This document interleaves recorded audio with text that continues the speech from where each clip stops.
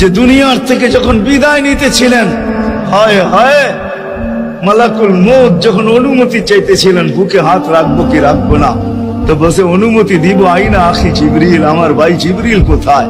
তো বলছে দেখা আসছি ফি সামাইল উলা, প্রথম আকাশে। একটু পরে উনি সালাম দিয়া ঢুকছেন, ওনার চোখে পানি ছিল। তো বলছে আপনি কাঁদেন কেন? বলে আজকে এলপিআরে চলে যাবে, আর কোনদিন ওহির বাহক হয়ে জমিনে আসবো না। আপনার পরে কোনো নবী নাই, কোনো রসুল নাই, আমারও ওহির কাজ শেষ। ওহির সুবাদে কখনো কখনো নৈকট্যময় জায়গায় চলে যেতাম, আজ থেকে আর যাওয়া হবে না। আমার চোখে পানি। দীর্ঘ ১.৫ লক্ষ নবী, ৩১৩ জন রসুলের কাছে আমি নিয়ে আসছি। আজকে শেষ দিন, এই জন্য চোখে পানি। তো উনি উল্টা প্রশ্ন করছেন, আপনার চোখে পানি কেন? জিবরিল, মালাকুল মউত দাঁড়ায় আছে, অনুমতি চাইতেছে বুকে হাত দেওয়ার জন্য।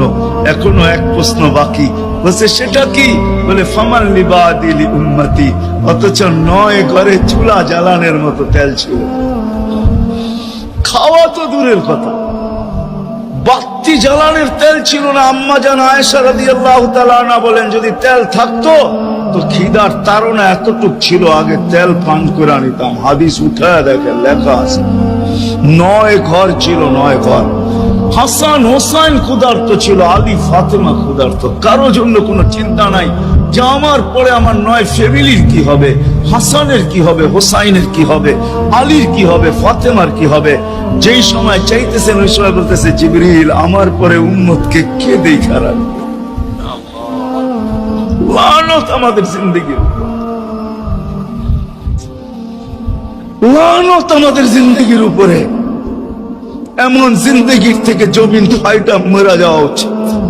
আমি তো মাঝে মাঝে বলি আমাদের জমিনটা উল্টে যাওয়া উচিত, যে মৃত্যু সময় বলতেছে আমার উম্মতকে কে দেখা রাখবে। জিবরিল ছুটা গেছেন, ছুটে আসছেন, আল্লাহ জবাব পাঠাইছেন, লা আতরুকু উম্মাতাকা ফারদা ওয়ালা ওয়াহদা। বন্ধু চলে আসেন, আপনার উম্মতকে আমি দেখা রাখবো, আমি দেখা রাখবো। হায় হায়, সবাইকে সালাম দিছেন একবার বা দুইবার, সবার দুরূদ পড়ছেন তো আল্লাহ একবার বা দুইবার, সালাম পড়ছেন কোন নবী রাসূলের উপরে একবার কি দুইবার। আর বন্ধুর সালাম প্রতি জুমা ইমাম আছে, খতিব আছে, ইমামরা একটা আয়াত পড়ে কোরআনের, ইন্নাল্লাহা ওয়া মালাইকাতাহু ইউসাল্লুনা আলান নবী ইয়া আইয়ুহাল্লাযীনা আমানু সাল্লু আলাইহি ওয়া সাল্লিমু তাসলিমা। এই আয়াত আমাকে অনেক কিছু বোঝায়। ইমাম ওলামারা, আলেম ওলামারা বলবে এই আয়াতে আমাদেরকে দুরূদ পড়ার হুকুম দিয়েছেন, আমিও বলবো দুরূদ পড়ার হুকুম দিয়েছেন। কিন্তু আমার প্রশ্ন আছে এখানে, আমার প্রশ্ন, আল্লাহ আমাদেরকে পড়তে বলতেছেন, ঠিক আছে, আমরা কয়দিনই থাকবো আর কয়দিনই পড়বো? একদিন তো আমরা মারা যাবো, তো আপনার বন্ধুর উপরে দুরূদ কে পড়বে?